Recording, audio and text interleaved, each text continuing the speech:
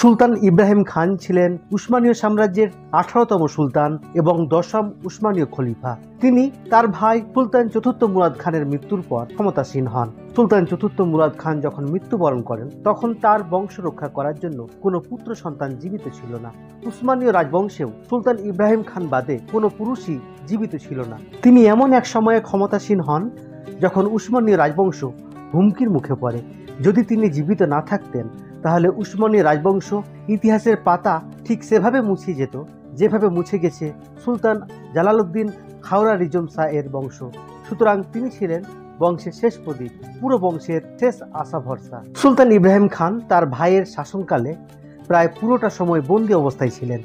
সুলতান চতুর্থ মুরাদ খানের মৃত্যু হলে সাম্রাজ্যের শীর্ষস্থানীয় কর্মকর্তাগণ তার কাছে গিয়ে তার ভাইয়ের মৃত্যু সংবাদ দেন, কিন্তু তাদের দেখে তিনি মনে করেন তারা যেন তাকে হত্যা করার জন্য এসেছে।